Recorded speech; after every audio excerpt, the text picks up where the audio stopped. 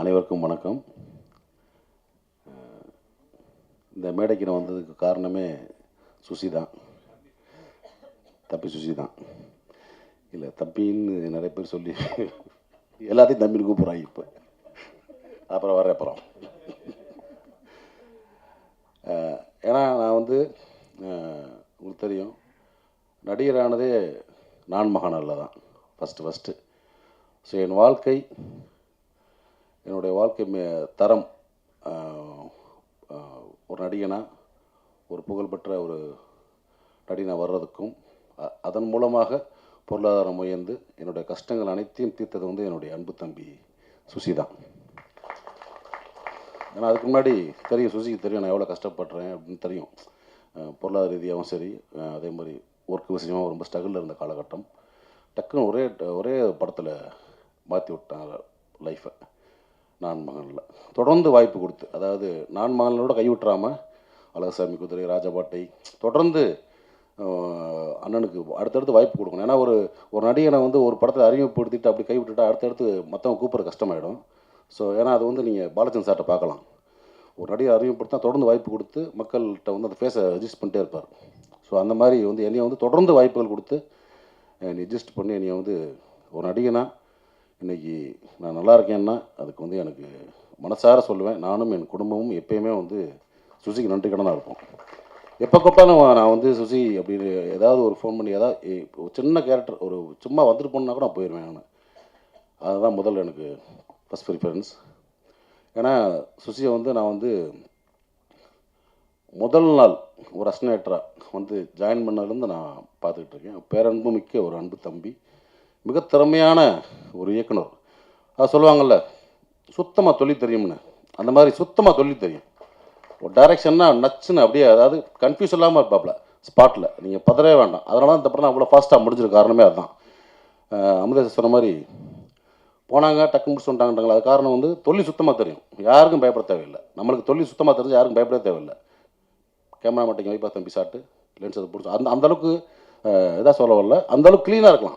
அதே மாதிரி என்ன வேணும், ஆர்டர் என்ன வேணும், காஸ்டியூம் என்ன வேணும், காஸ்டியூம் டிசைன் என்ன கலர் வேணும், ஸோ எல்லாமே சுத்தமான ஒரு தொழில் தெரிஞ்ச வேலைக்காரன் தான் சுசீந்திரன். ஏன்னா இவ்வளோ நாட்கள் தொடர்ந்து வெள்ளை கபடிக்குள்ளேருந்து இவ்வளோ நாட்கள் பயணப்பட்டு வர்றதே ஒரு பெரிய விஷயம். மீண்டும் வந்து அதே மாதிரி இப்போ வந்து 2K கிட்ஸ் வச்சு எடுத்த மாதிரி இன்னும் வந்து பெரிய பெரிய கதாநாயகங்களை வச்சு அடுத்து திரும்பவும் ஒரு பெரிய கம்பேக்காக வந்துடுவாப்புல. அதுக்கான அத்தனை தகுதியும் திறமையும் வாய்ந்தவன் தான் என்னோடய அன்பு தம்பி சுசி. அதே மாதிரி இந்த படத்தில் எனக்கு தெரிஞ்சவங்க நிறைய பேர் நடிச்சிருக்காங்க. தம்பி பாலசரவணன், இயக்குனர் முருகானந்தம், வினோதினி மேடம், அதே மாதிரி இசையமைப்பாளர் ஐயா இமானவர்கள், தஞ்சயன் சார், இவங்கெல்லாம் எனக்கு தெரிஞ்சவங்க. எனக்கு தெரியாதவங்க, பழக்கமில்லாதவங்க நிறைய பேர் அறிமுகமாயிருக்காங்க. ஹீரோ உட்பட மீனாட்சி தெரியும் எனக்கு இவங்க. ஸோ எல்லாருக்குமே பெரிய ஒரு வாழ்த்துக்கள். இந்த படம் வந்து அவனுக்கு வந்து ஒரு பெரிய ஒரு ஓப்பனிங் கொடுத்து தமிழ் சினிமாவில் மட்டும் இல்லை, தென்னிந்திய சினிமாவில் வந்து நிறைய படங்களில் நடிக்கணும், வேலை பார்க்கணும். அதுக்கு என்னுடைய வாழ்த்துக்கள். இந்த மேடை பார்த்திங்கன்னா ரொம்ப ஒரு அமைதியாக, ஒரு ப்ளசண்ட்டாக, எல்லாருமே ஒரு பாசிட்டிவாக, ஒரு அன்பாக பேசுகிறாங்கல்ல. சமீபத்தில் ஒரு மேடையில் பாட்டில் ராதா படத்தில் ரொம்ப அநியாயமாக அக்கிரமாக இருந்தது. மேடையில் மிஸ்கின் பேசினாலும் அவ்வளோ வல்கராக பேசணும் அவசியமே கிடையாது. இயக்குனர் தான் என்ன வேணால் பேச கிடையாதுல்ல. அந்த மாதிரி ரொம்ப வீடியோ பார்த்தேன். ரொம்ப நம்மளுக்கு தலைக்குனிவாக இருந்துச்சு. தமிழ் சினிமா வந்து இந்திய சினிமாவில் வந்து ஒரு பெரிய மதிக்கக்கூடிய ஒரு இடத்துல இருக்குது தமிழ் சினிமா. தமிழ் சினிமா இயக்குநர்கள் மட்டும் இல்லை, தொழில்நுட்ப கலைஞர் அனைவரையும் வந்து இந்தியா சினிமா லெவலில் ஒரு பெரிய மதிக்கக்கூடிய இடத்துல இருக்காங்க. அதே மாதிரி இந்த மேடை இருக்குல்ல, ஒரு பிரசாத்தில் தேட்டர் மேடை, பல ஜாம்பவான்களை பார்த்த மேடை.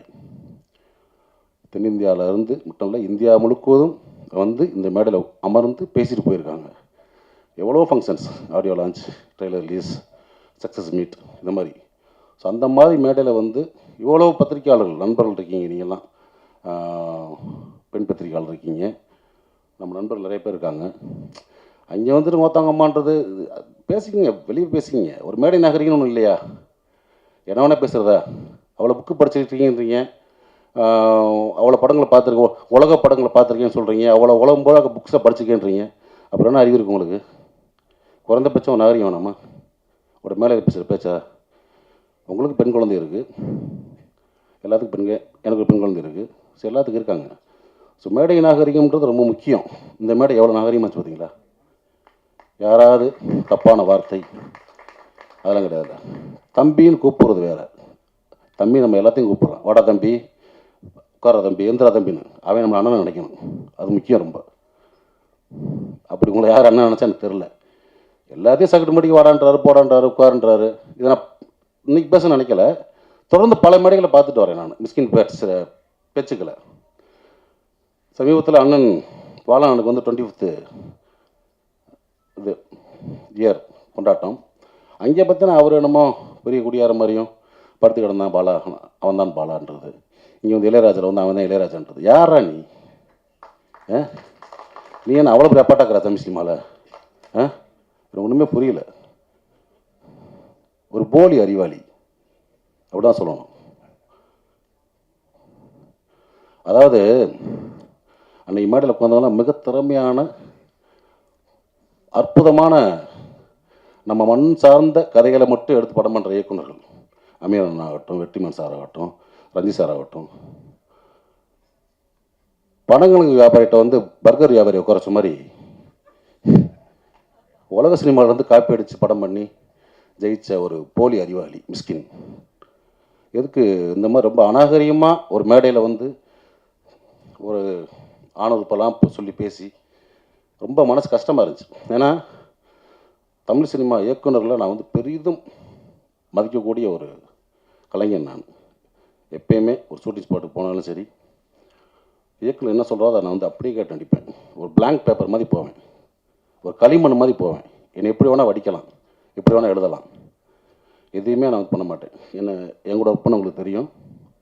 அதே மாதிரி பொட்டேஷன் செடி மற்ற விஷயம் ரொம்ப அந்த டார்ச்சர்லாம் பண்ணக்கூடிய ஆர்ட்ஸ் கிடையாது. ஏன்னா நம்ம கீழேருந்து வந்திருக்கோம், ரொம்ப கஷ்டப்பட்டு ஒரு இடத்துக்கு வந்திருக்கோம். தமிழ் சினிமாவையும் தமிழ் சினிமா இயக்குநர்களையும் பெரிதும் மதிக்கக்கூடிய ஒருத்தன் தான். ஆனால் அந்த மேடை எனக்கு வந்து ரொம்ப அருவருப்பாக இருந்துச்சு. ஸோ மிஸ்கின் அவர்களே, நீங்கள் தம்பியாக இருக்கலாம், அண்ணனாக இருக்கலாம், இல்லை என் ஒத்த வயதாக இருக்கலாம், சினிமா சொல்லுவாங்கள்ல, உங்கள் அம்மா எங்கள் அம்மா இல்லை சினிமாடான்னு, சினிமா இது. நீங்கள் வந்து ஒன்றும் ஒரு ட்ரெண்ட் செட் ஃபிலிம் பண்ணியெல்லாம் நீங்கள் வந்து ஜெயிக்கலை. குத்தாட்ட பாடல்கள், ரொம்ப சாதாரண கதையில் எடுத்தால் ஜெயிச்சிருக்கீங்க. நீங்கள் சுசீந்திரன் மாதிரி ஒரு மண் சார்ந்த வெண்ணிலா கபடிகள் எடுத்தோ, அமீர் அண்ணன் மாதிரி ஒரு பருத்திவரன் எடுத்தோ, ரஞ்சித் சார் மாதிரி ஒரு மெட்ராஸ் படம் எடுத்தோ, பாலான மாதிரி சேது படம் எடுத்தோ, பாலாசித்தல் மாதிரி ஒரு காதல் படம் எடுத்தோ, ஒரு கிழங்கு மாதிரி தோண்டி எடுத்து நீங்கள் படம் பண்ணல. வெளிநாட்டு படங்களுடைய முகத்தில் அதனுடைய ஷார்ட்ஸை காப்பி பண்ணி, சீன்ஸை காப்பி பண்ணி ஜெயிச்ச ஆள். ஸோ நீங்கள் வந்து ஒரு போலி புத்திசாலி, அதை நான் வச்சுக்கிட்டு பிறகு இன்னும் பல மேடைகள் நீங்கள் பேசலாம், கொஞ்சம் நாகரிகமாக பேசுங்க. ஏன்னா நீங்கள் உட்காந்துருக்க மேடைகளில் பெரும் கலைஞர்கள் உட்காந்துருப்பாங்க. அன்றைக்கெல்லாம் மேடையில் சொல்கிறார், வெற்றிமாறனையும் ரஞ்சித் அமீர் இந்த மற்ற குடியார்கள் நீ பார்த்தீங்களா, ஊற்றியா கொடுத்தீங்க, கேவலமாக இல்லையா? அதெல்லாம் எத்தனையோ பேர் குடிக்காமல் வந்துடலாம், குடிப்பழக்கம் இல்லாத இருக்கலாம். மேடையில் எப்படி 19 சொல்கிறீங்க? ஏற்கனவே சினிமாக்காரனே கிளுகிளுன்னு தான் இருக்குது, பார்க்குற பார்வையே வேறு மாதிரி இருக்குது. இந்த மாதிரி நம்மளே தாழ்த்தி நம்மளே வெளியே அசிங்கப்படுவான்னு நினைக்கிறேன். இது வந்து என்னுடைய மனக்குமுறல். ஏன்னா இப்பயும் சொல்கிறேன், தமிழ் சினிமா இயக்குநர்களில் பெரிதும் மதிக்கக்கூடிய வணங்கக்கூடிய ஒருத்தன் நான்.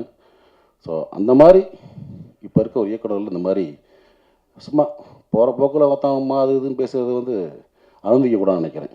ஸோ அதை நான் வந்து இங்கே பதிவு பண்ண நினச்சேன். அதுக்கு வந்து என்னுடைய கண்டனங்களை கண்டிப்பாக தெரிவிச்சுக்கிறேன். ஓகே. அதே மாதிரி இந்த மேடையில் இன்னொரு எனக்கு ரொம்ப சந்தோஷமான விஷயம் என்ன பார்த்தீங்கன்னா, என்னுடைய நண்பன் பிரபாகரன், இந்த இது அந்த டா இல்லைடா, அன்பு உள்ளடா, பிரபுவும் நானும் வந்து ஒன்றா அசிஸ்டன்ட் கேமரா பண்ணோம். எனக்கு முன்னாடி சீனியர் ஆர்டிஸ்ட் அவன் தான். ஏன்னா வந்து பூலான் கட்டு பார்த்துருப்பீங்க. பூலா வன்வாசம், சாரி, அஜித் சார் படம். அதில் வந்து எலில் சார் டைரக்டரு.